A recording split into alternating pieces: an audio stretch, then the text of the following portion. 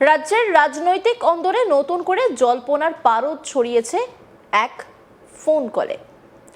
রাজ্যে পালা বদলের পর ভোট পরবর্তী রাজনৈতিক সমীকরণ যখন প্রতিদিনই নতুন মোড় নিচ্ছে, তখন তৃণমূলের এক জনপ্রতিনিধির বিজেপির জনপ্রতিনিধির সঙ্গে যোগাযোগের চেষ্টা, আর খুব স্বাভাবিকভাবেই তারপরেই বিস্তর আলোচনা শুরু হয়েছে রাজ্য রাজনীতিতে। ফোন কলে যিনি যোগাযোগ করছেন তিনি হচ্ছেন তৃণমূলের সাংসদ, আর যার সঙ্গে যোগাযোগ করা হচ্ছে তিনি হচ্ছেন বর্তমান বিজেপি সরকারের মন্ত্রী। আর এই ঘটনা ঘিরে রাজনৈতিক মহলের একাংশের মতে ঘটনাটি নিছক সৌজন্য বিনিময় হলেও অন্য অংশের দাবি এর নেপথ্যে লুকিয়ে থাকতে পারে আরো বড় কোনো রাজনৈতিক উদ্দেশ্য। আর সেই কারণেই এই ঘটনাকে ঘিরে বাড়ছে কৌতূহল, তৈরি হচ্ছে নানান প্রশ্ন। 2024 সালের লোকসভা নির্বাচনে হুগলি লোকসভা কেন্দ্র থেকে তৃণমূল কংগ্রেসের প্রার্থী হিসেবে লড়াই করেছিলেন অভিনেত্রী তথা বর্তমান সাংসদ রচনা ব্যানার্জি।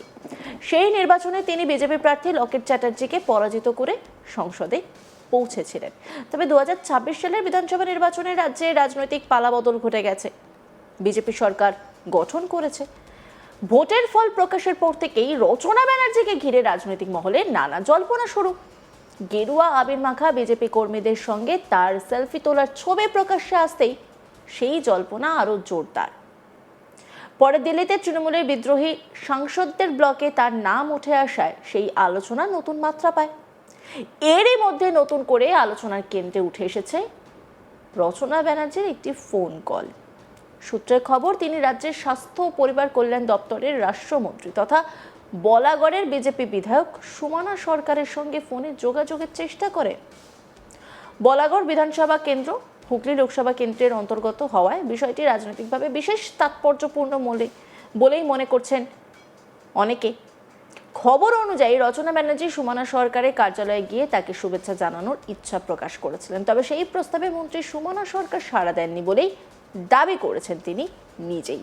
এই প্রসঙ্গে সুমনা সরকার সংবাদ মাধ্যমের সামনে নিজের অবস্থান স্পষ্ট করে জানিয়েছেন, উনি একজন জনপ্রতিনিধি এবং সাংসদ। উনি একটি সৌজন্যমূলক বার্তা দিতে চেয়েছিলেন, কিন্তু আমার কাছে আমার দলই সবচেয়ে বড়। আমি দলের গাইডলাইনের বাইরে কোনো কাজ করতে পারবো না, অতীতেও করিনি। দল যেভাবে নির্দেশ দিয়েছে সেভাবেই চলেছি। দল যদি আমাকে কোনো বার্তা দেয় তাহলে নিশ্চয়ই কথা বলবো, কিন্তু এখনো সেই রকম কোনো নির্দেশ আসেনি। কি বলেছেন সুমনা সরকার? শুনবো। দেখুন, এটা তো হয়ে গেছে, এটা বারবার আর কি বলবো বলুন তো। দেখুন, আমি একটা জনপ্রতিনিধি হয়েছি, উনি একটা সাংসদ হিসেবে উনি একটা সৌজন্যের বার্তা দিতে চেয়েছেন। দেখুন, আমার পার্টি হচ্ছে সব থেকে আমার বড় কথা। আমি আমার পার্টির গাইডলাইনের বাইরে কিছু করবো না। তার কারণ বিগত দিনেও আমি আমার পার্টির গাইডলাইনের বাইরে কোনো কাজ করিনি। আমার পার্টি আমাকে যেভাবে বলেছে আমি সেভাবে চলেছি। আমার পার্টি থেকে যদি বার্তা আসে নিশ্চয়ই আমি কথা বলবো, কিন্তু আমার পার্টি থেকে আমার কাছে কোনো গাইডলাইন আসেনি। তার থেকেও বড় কথা, আমার যে বিধানসভা, আমার বিধানসভার এক একটা কর্মী আমার কাছে সম্পদ। তারা বুক চিতিয়ে লড়াই করেছে। আজকে যারা লড়াই করেছে আমার তাদেরও তো প্রায়োরিটি দেওয়া দরকার। তারা কি চাইছে?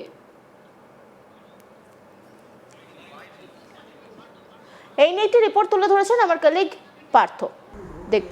রাজ্যের মন্ত্রী হয়েছেন সুমনা সরকার, এরপরই তার সাথে সৌজন্য সাক্ষাতের ইচ্ছা প্রকাশ রচনা বন্দ্যোপাধ্যায়, আর তা নিয়েই শুরু হয়েছে জল্পনা। হুগলির সাংসদ রচনা বন্দ্যোপাধ্যায় তিনি 2024 সালে জয়ী হন এবং হুগলির যে এলাকার তিনি সাংসদ তারই কিন্তু এলাকার মধ্যে পড়েই বলাগড় বিধানসভা। আর বলাগড় বিধানসভা থেকে 2026-এর বিধানসভা নির্বাচনে কিন্তু জয়ী হয়েছে সুমনা সরকার। দল তাকে মন্ত্রিত্ব দিয়েছে। নারী কল্যাণ যে মন্ত্রী হয়েছেন তিনি, তারপরে কিন্তু সুমনা সরকারকে ফোন করে তার সাথে সৌজন্য সাক্ষাতের ইচ্ছা প্রকাশ করেছেন, এমনটাই কিন্তু আমরা জানতে পারছি সূত্র মারফত। আর এতেই শুরু হয়েছে জেলার যে রাজনীতি, সেই রাজনীতিতে জল্পনা। কারণ এই যে রচনা বন্দ্যোপাধ্যায় তিনি কিন্তু ইতিমধ্যেই আমরা এটা জানতে পারছি যে কেন্দ্রের যে সাংসদদের তালিকা রয়েছে সেই সাংসদদের তালিকা কিন্তু ইতিমধ্যেই দুভাগে বিভক্ত হয়ে গিয়েছে।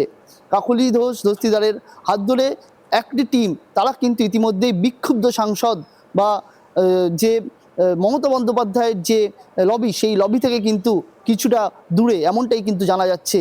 এবং সেই যে বিক্ষুব্ধ সাংসদদের তালিকা, সেই তালিকাতে কিন্তু রচনা বন্দ্যোপাধ্যায়ের সই রয়েছে, পাশাপাশি সই রয়েছে হুগলির যে আরামবাগ যে লোকসভা রয়েছে সেই আরামবাগ লোকসভার মিতালি বাগেরও। সেই রয়েছে মমতা ঘনিষ্ঠ দেব অর্থাৎ দীপক অধিকারীরও। এই রচনা বন্দ্যোপাধ্যায়ের বর্তমান রাজনৈতিক যে পরিস্থিতি কোন পথে যাবে তা নিয়ে যখন একদিকে জল্পনা তৈরি হয়েছে, সেই মুহূর্তে বলাগড়ে বিজেপি যিনি বিধায়ক হয়েছেন এবং বলাগড় থেকে জিতে যিনি রাজ্যের মন্ত্রী হয়েছেন সেই মন্ত্রীকে ফোন করে তার সঙ্গে সৌজন্য সাক্ষাৎ করার যে ইচ্ছে প্রকাশ, তা কিন্তু ইতিমধ্যেই সেই জল্পনা আরও দ্বিগুণ করে দিয়েছে। হুগলির যে মন্ত্রী হয়েছেন বলাগড় থেকে সুমনা সরকার, তার মারফত আমরা যেটা জানতে পাচ্ছি যে মন্ত্রিত্ব পাওয়ার পর রচনা বন্দ্যোপাধ্যায়ের পিএ তাকে ফোন করেছিলেন এবং তাকে জিজ্ঞেস করেছিলেন তিনি কখন থাকবেন, তার কার্যালয়ে গিয়ে তাকে সৌজন্য সাক্ষাৎ করতে চান হুগলির সাংসদ রচনা বন্দ্যোপাধ্যায়। তবে মন্ত্রী সুমনা সরকার তিনি যেটা জানাচ্ছেন যে তিনি বলেছেন যে দলের সাথে যা সিদ্ধান্ত হবে সেই সিদ্ধান্ত নিয়ে অর্থাৎ বিজেপির সাথে সিদ্ধান্ত নিয়ে তিনি তারপর জানাবেন।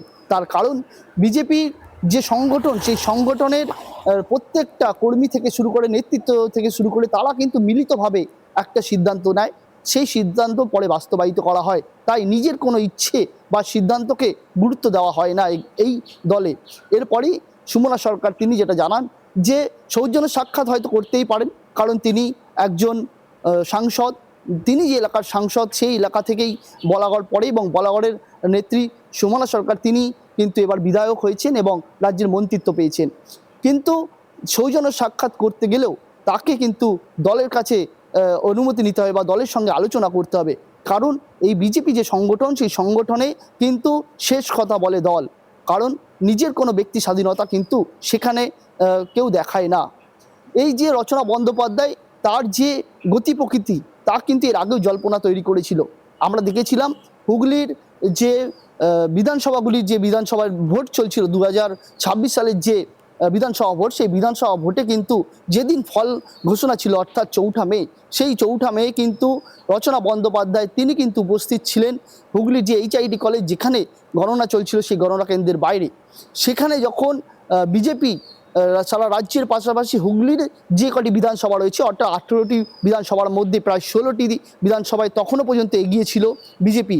পরে জানা যায় যে 16টিতেই জয়লাভ করেছে বিজেপি এবং 2টিতে মাত্র তৃণমূল কংগ্রেস। সেই মুহূর্তে কিন্তু গণনা কেন্দ্রের বাইরে তারা উৎসাহিত বিজেপির যারা কর্মী সমর্থক তারা কিন্তু আবির মেখে উল্লাস করছিলেন। সেই মুহূর্তে দেখা গিয়েছিল রচনা বন্দ্যোপাধ্যায়কেও আবির মাখাতে এবং তিনি কিন্তু তাদেরকে কোনো বারণ করেননি, তিনি সেই আবির মেখেছেন এবং বিজেপি কর্মীদের অনুরোধে তাদের সাথে গেরুয়া আবির মেখে তাদের পাশে দাঁড়িয়ে সেলফিও তুলেছিলেন। এক্ষেত্রেই কিন্তু একটা জল্পনা তখন তৈরি হয়েছিল যে সাংসদের গতি প্রকৃতি কোন দিকে যাবে, হুগলির যে সাংসদ রচনা বন্দ্যোপাধ্যায় তিনি তৃণমূলেই থাকবেন নাকি পা বাড়িয়ে রয়েছেন বিজেপির দিকে। এই জল্পনা যখন চলছে এরপরই কিন্তু দেখা যায় যে কেন্দ্রে যেমন সাংসদদের মধ্যেও একটা দ্বিবিভাজন ঘটতে, অর্থাৎ কাকলি ঘোষ দস্তিদারের হাত ধরে একটা দল সাংসদ তারা কিন্তু ইতিমধ্যেই বিক্ষুব্ধ সাংসদ হিসেবেই পরিচিত হচ্ছে, কারণ তৃণমূল কংগ্রেসের যে যারা ছিলেন তারা কিন্তু বিদ্রোহী বা বিক্ষুব্ধ হয়েছেন। সেই কাকলি ঘোষ দস্তিদারের যে লিস্ট সেই লিস্টে কিন্তু নাম রয়েছে রচনা বন্দ্যোপাধ্যায়, দীপক অধিকারী, মিতালি বাগ সহ একাধিক সাংসদের। সেখানে যেহেতু রচনা বন্দ্যোপাধ্যায়ের শরীর রয়েছে সেখানেও একটা জল্পনা শুরু হয়েছিল।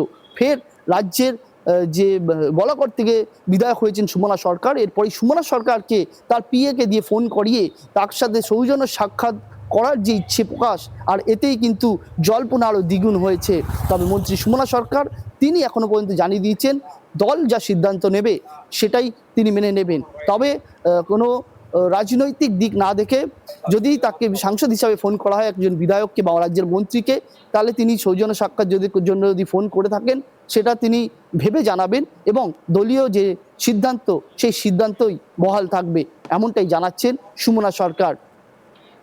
অন্যান্য খবরের আপডেটের জন্য অবশ্যই নজর রাখুন আজ তাক বাংলার ইউটিউব স্ট্রিমিংয়ে। লাইক, কমেন্ট, শেয়ার এবং সাবস্ক্রাইব করতে ভুলবেন না।